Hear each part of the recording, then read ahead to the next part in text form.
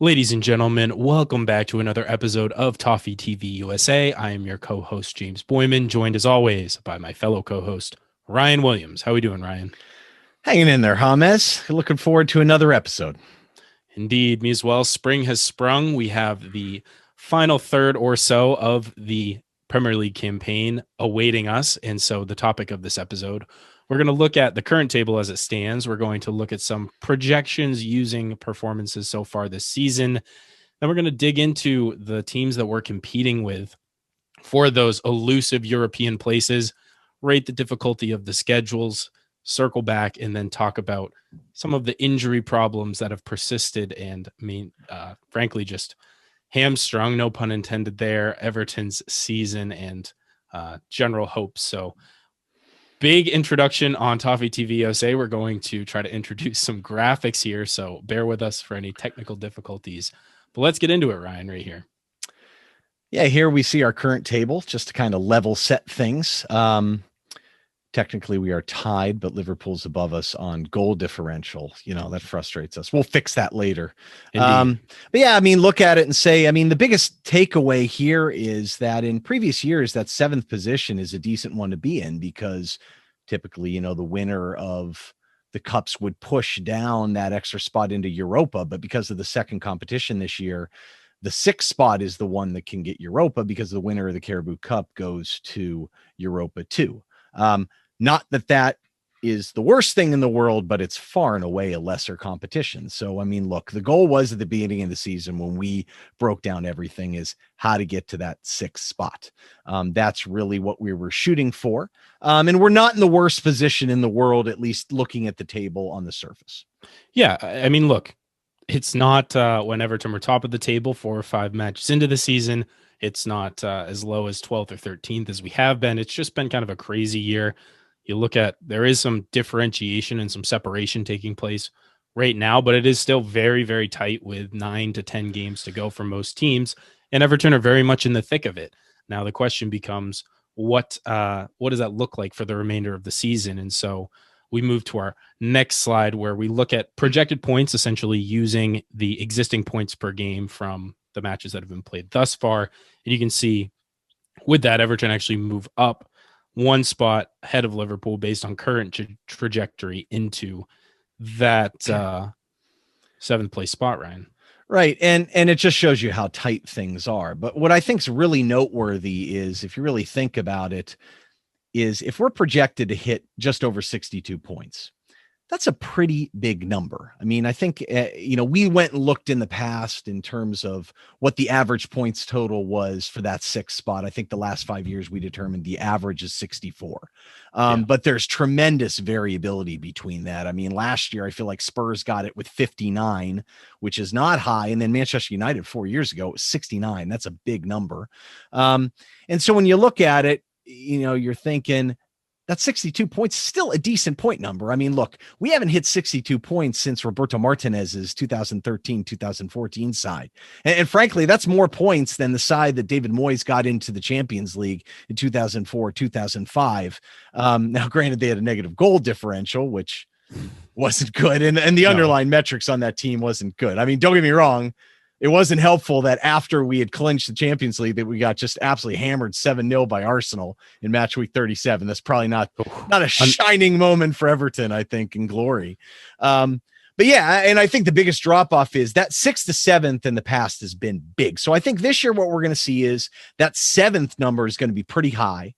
The 6th number may not be as high, but look, the competition is still great. However, the one thing I will say is Villa and Arsenal, and it's 4 points back. We've got a game at hand on both those guys. I mean, we would have to tank in order for them to really come into play here. And again, we're talking about getting 6. So, I mean, that's really the angle we're going to look at here. So if we're not going to go into detail with Aston Villa, even though we play them twice, and Arsenal, that's why we're talking about, okay, what needs to happen in order for us to get 6th? I don't even want to entertain the idea of us tanking and getting worse. So, right. So what matters is it's not what projected points is based on what we've done in the past, because that's all that is. It's simply taking points per game and projecting it to the end of the season to give you an idea of historical values. What really matters is who we got left and who our competitors got left and what those schedules really look like. That's the stuff that really matters. And some of it's pretty interesting and pretty insightful, I think. So without further ado, let's maybe head into the schedules. Yes, let's do that. We'll start right here with everyone's favorite across the park club, aka least favorite, aka arch nemesis, Liverpool. And you look at Liverpool's schedule, and frankly, probably the easiest of the bunch here. I mean, they've got Arsenal, they've got Villa, who, if they want to do us a bit of a solid here, we'll repeat that 7-2 drubbing from earlier this year. Leeds, unpredictable, but you'd have to think they'd have the quality. Newcastle in free fall, basically, with Steve Bruce at the moment. United, that'll be the Northwest Derby. That's going to be a tricky game. United have shown good form of late, but then they've, of course, to wrap things up, got a very easy run out with West Brom, Burnley, and Crystal Palace. The only factor in there that's worth noting is that they've still got a series with Real Madrid in the Champions League. So that is sandwiched in there between the Arsenal, Villa, and then the Villa Leeds matches. And look, they're not playing great Liverpool times, so it's not insane that someone could maybe, upset them along the way. But man, when you start looking at these other schedules, I think Hamas and I both universally think this is the easiest of the four that we're looking at, including Everton. Yeah, and I just think as a last note on Liverpool, look, depending on if they are able to get past Madrid, those fixtures the Champions League fixtures will continue. They're not the deepest side, and Klopp seems to be willing to rotate guys as necessary, but now, sure, of course, that, what I mean? So how long will that continue, and how sustainable is that for the remainder of the campaign remains to be seen. That being said, I mean, if they don't get the Champions League, which they're looking pretty unlikely to do that, that could be a massive impact to them, because when you're looking at projected points, I mean, for them to get fourth, I mean, Leicester's projected at like 73. Liverpool's predicted at 60. I mean, that's a big gap to fill. Chelsea would be in that fourth spot. Man, do we really see anyone overtaking Chelsea on their form now? Definitely not at the moment. I mean, just the renaissance under Thomas Tuchel has been quite something to witness, and they don't look like they're unlikely to concede, much less lose very many matches for the remainder of the year. So it's a tall task, but you look at the other schedules and you have to think that Liverpool is comparatively pretty easy. And so with that, let's look at Spurs here, Ryan. And I think they've got some tricky games left for sure. The depiction here that we don't know when that Southampton match is, correct, I believe. They also have a cup match with Man City as well. That's not on here, so that interferes with their schedule slightly.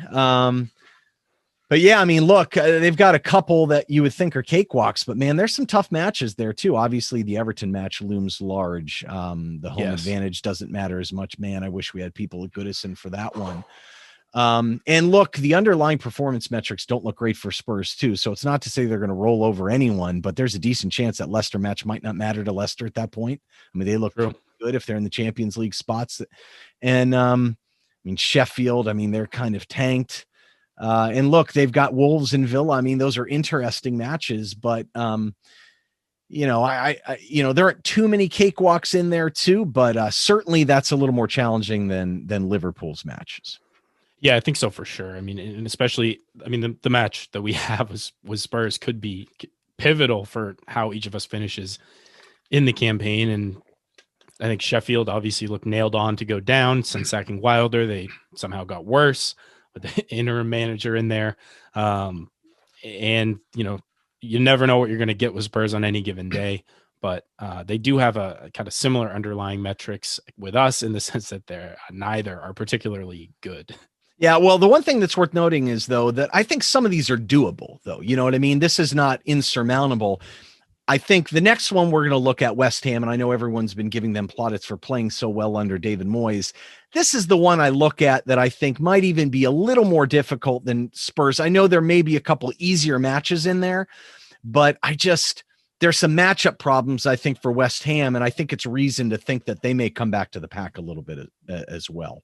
Yeah, I mean, they've been the one team that you just kind of are like, really, West Ham are gonna be up there this season? Like, no disrespect to David Moyes, I think he's done a tremendous job getting them to the point that they're at. But you look at the remaining fixtures, can't see them getting points off Chelsea.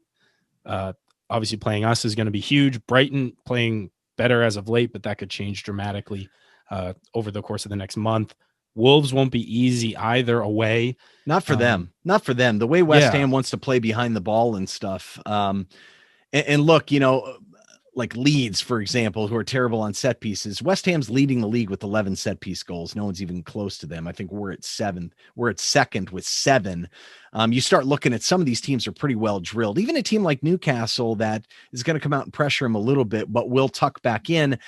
It's not as easy for West Ham to break these teams open. You know what I mean? They have some similar problems that we have in that regard, or at least that we've had.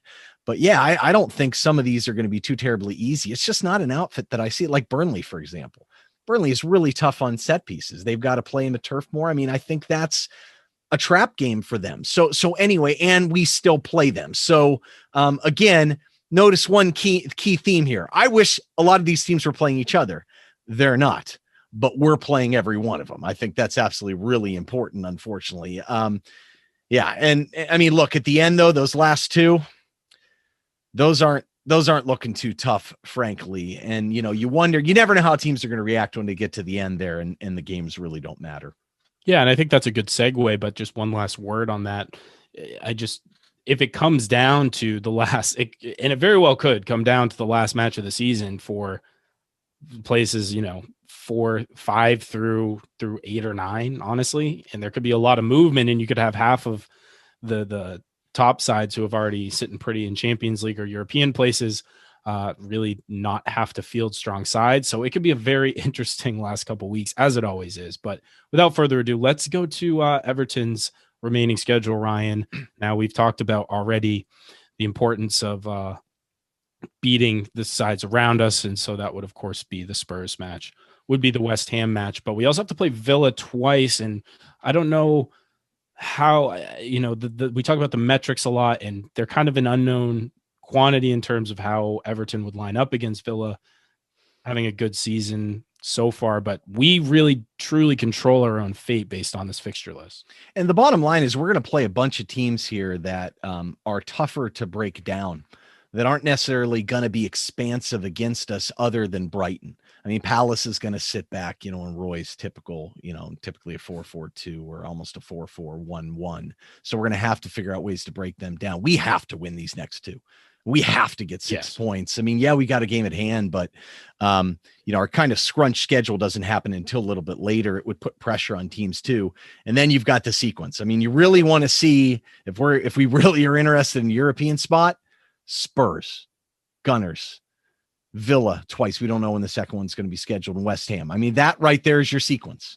I mean, you come out, you get a couple truly 6-pointers against West Ham and Tottenham with the game at hand. That looks totally different. And look, the bottom line is you look and say, all right, we got Man City. Is that really a game in hand? Because they're just too tough and too good. Well, let's put it within context. Now, I believe the final of the FA Cup is, I want to say it's on the 15th. And I feel like the Champions League final is on the 29th. So I don't know if Man City's going to make it or not. I like their draw at least this round. But if they do, I mean, there's a chance Man City's not going to throw their best guys necessarily in there. So it's not all completely lost. We may get something out of those matches. But the bottom line is, look at these teams. Wolves will sit back too. Palace, already talked about them. Spurs are going to be tough to break down. Villa's the same way. They like playing behind the ball, and Grealish really can run with it very well and do some damage. And we've struggled with them a little bit in the past. I mean, the real question is you look at this and say, all right, look, we're playing against the teams we're competing with. So that's probably a good thing if you're confident. But do we have reasons to be confident? That's really the good question. You know what I mean? Because if we don't play well, it's not going to happen. Yeah. I mean, I think that's very well said. And I think, look, you're coming against some sides.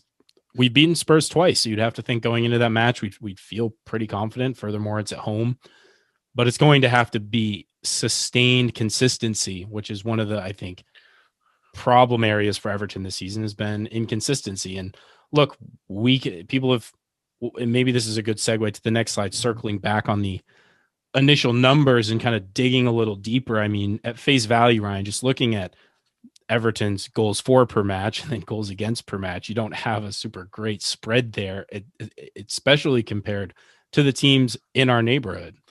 No, and there's some underlying performance metrics that we'll probably get into our next American Toffee podcast. And we really like to crunch the numbers in those to kind of look and understand kind of the root causes, what's going on. But it's hard to argue with this. I mean, we're 9th in goals per match, 12th in expected goals per match, 1.2. That's not good, 14th in goals against per match and 15th in expected goals against per match.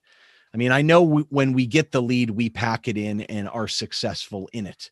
But, the combination of both those things, it just isn't in there. And I would actually argue that I have more confidence in our ability to pack it in against the teams remaining in the schedule, because the one advantage we have is none of those teams are really super high powered. You know what I mean? There's no Chelsea on there. There's no, Man City, but again, it might be a different Man City side. There's no Manchester United. So to me, the key is scoring. And look, interesting stat is when we've generated an expected goal of higher than 1.2, which is our average, 9 wins, 2 losses, 2 draws. I mean, that to me says it all. Again, there's lots of underlying reasons behind that, but to me, it's the goal scoring that's most important. And like I said, a lot of these teams we're going to be facing are going to pack it in, at least against us, and make it tough to break down. So the real question is, again, is there hope? Because at the beginning of the season, we were banging them in like crazy, right? Yeah, and I think that's actually a very nice segue again into kind of our next slide, which was a graphic put together by one of our loyal listeners, Bossman Jr. And so this is a visual representation of the availability of 5 of, I think, our most important players, at least in terms of maintaining composure, scoring goals, certainly. So we have James, Alon, Luka Dean, Richarlison, and Dominic Calvert-Lewin for each of the columns. You can see in blue is the matches that they started. In white is the matches they were unavailable. Green being the matches that they were on the bench. And so I think the very high level takeaway, of course, when Everton were top of the table, start of the season, when we had all those guys available much more regularly. Look, when all 5 have started, we've picked up 13 points out of a possible 15 points. And then as soon as those, we start to see in the middle of the season just how badly we missed them, or at least how much they've been out throughout the course of the campaign.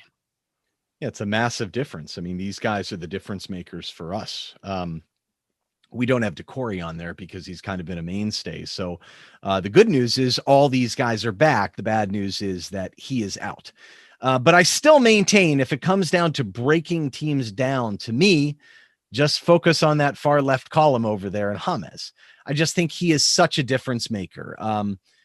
Carlo has been interested in playing Gylfi Sigurdsson in that 10 role. And the drop off there is just so absolutely significant. It's unbelievable. And I know people are really excited about the fact that Gylfi has 4 goals and 4 assists in the league, but really from open play, he's generating almost nothing. I mean, 2 of those goals are penalties. 3 out of the 4, one was from a direct, I think, corner. The other 2, one was a bad corner. He mishit, came back to me, hit it in.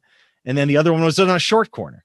So from open play, it's not happening. And the saddest part is, one of the most important criteria or most important underlying metrics in terms of creation is shot created action, just because of the fact that shots are more frequent. You know what I mean? A stat that is more frequent in nature is somewhat more reliable and certainly more predictable. And the numbers are unbelievably bad, frankly, for Gylfi outside of set pieces. I mean, I believe he's 11th in shot created actions from open play P90. That is worse than Andre Gomes, Seamus Coleman, and Tom Davies. Now, you could say, well, he's been playing deeper and stuff. He hasn't been getting the touches. Well, James is about twice that, and he's been getting fewer touches, at least in the penalty area.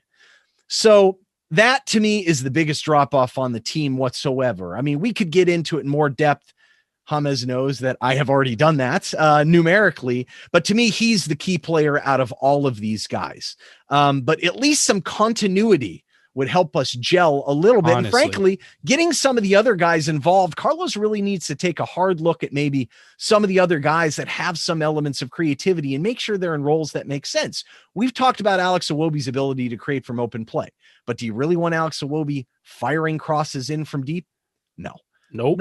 Not his game. Not his game. But when he gets in the penalty area, like he did with Arsenal, he does damage. I mean, we're talking at the top end of the shots created, an expected assist spectrum. Like, he is a devastating player when he's in those type of roles. Another guy, Bernard, has been very underrated in terms of creation. So there are some options. There are some people that, if Carlo dials it up the right way, we can have better possession, better progression. We can start to put some points back on the board. Decore, we lose from ability to recover the ball. I get that, things like that. But from an attacking element, a lot of the weapons are there. There are some reasons to be optimistic. It's just, can Carlo put them back together again? Yeah, and I think just the continuity thing, like if we could get the same or at least 10 out of the 11 same guys starting the rest of these 9-10 matches that we have remaining, that goes a long way. You look at this chart and there's very little besides the first 5 or 6 matches of the season where there's been any sort of continuity. It seems like every other match there's someone. James is out with a slight injury, with a slight tweak. We've got Allen missed obviously a huge stretch of time. Luka Dean, same type of thing. Fortunately, DCL and Richarlison have been as available as frequently as they have been, but without those other guys in there, they struggle to get service. And so I think just having that cohesive unit in the middle of the park, Decore is a big miss, no question. I doubt that we'll see JPG, Jean-Philippe Gbamin, return before the end of the season, but we might, depending on how things go. But even some of these on this chart too, when we didn't have many people, like that Wolves match, we really had no business getting anything out of. We just weren't creating enough. That Sheffield match that we did win, I mean, that's more of a byproduct of Sheffield being bad. But, for example, people point about West Ham being so great this year. Well, look, they have some very particular players that make sense in the Moyes style. Souček and Declan Rice being the two. Well, those guys have had like 29 starts in the league. It's very easy when your spine is all healthy and together to build something.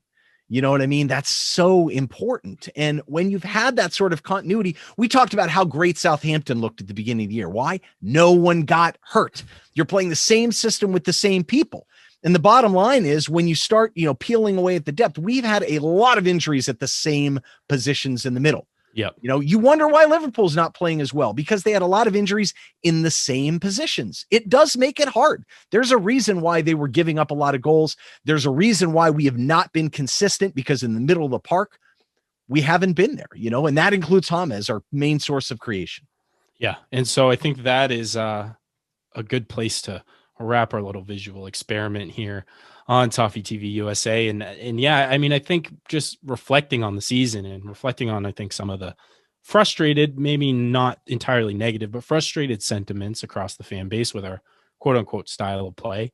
I think that you have to take into account just the resources that Carlos had to deal with. Yeah, we brought guys in the summer, but look, a lot of those guys haven't been available. Even the guys that Marcel Brands has brought in that have solved a lot of the pre-existing problems haven't been available.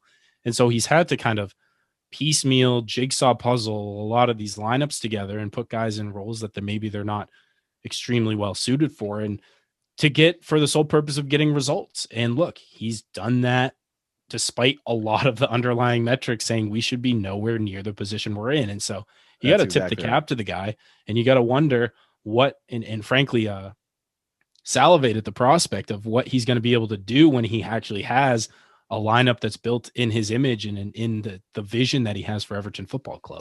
Yeah, but the bottom line is there's still a lot to play for this year. And look, we're in an advantageous position, all things considered. You look at some of those underlying metrics, they don't look good.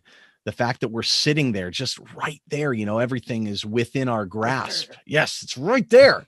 And look, I don't know what people were expecting this year too. I think at the beginning of the year, we said, 7th is probably the expected, 6th would be awesome. We're right there. We're right there. And some other people have overperformed their expectations too, but there's a lot to play for still. We're in a good spot. It's just a matter if we can turn it on. And I'll tell you what, these next 2 matches, if we can get 6 points and start to roll here, this is, you know what I mean? You kind of look at, like, to use a college football reference, you never want to open up necessarily on the road against some brutal team.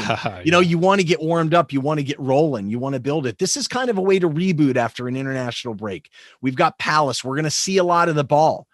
Brighton's going to be more wide open. I know they're playing well, but I mean, these are the matches where we can hopefully get some flow back, get healthy, get energized, and start kicking some tail. And then we go into that stretch, and that's when it's really on. Crunch time is coming, folks. Yes, sir. It's certainly going to be a roller coaster ride all the way to the end, but I look forward to it, despite the fact that, it's always the prospect that it ends in misery, as it so often does. But I prefer to remain optimistic and hopeful that we will achieve Carlo's, uh, as he stated many times, objective of getting into Europe for next year, serve as a springboard, and maybe have a little bit of cash to play with in the summer, potentially. There's, of course, the news about the easing of financial fair play. Now, the Premier League regulations still remain in place. So there's, tune into the ESC or any of those other guys for a deeper dive into the finance side of things. But I think that's going to do it for us on this episode of Toffee TV USA. Ryan, any last words? Absolutely not. Just it's going to be a heart attack the rest of the way, but we wouldn't like it any other way. Indeed. Well, thank you everyone for listening. If you are not already subscribed to Toffee TV, definitely go down and click the subscribe button, click the like button, leave us a comment if you enjoyed the show. Definitely check out our link tree, linktr.ee/USA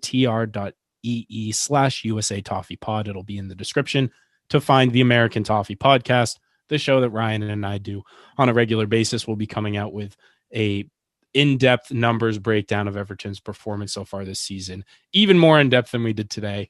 We like to dive into those sorts of things over on that show, as well as do post-match reviews and other sorts of content from time to time. So we do hope that you will check it out. Otherwise, Toffee TV, appreciate them hosting us as always. And until next time, up the Toffees.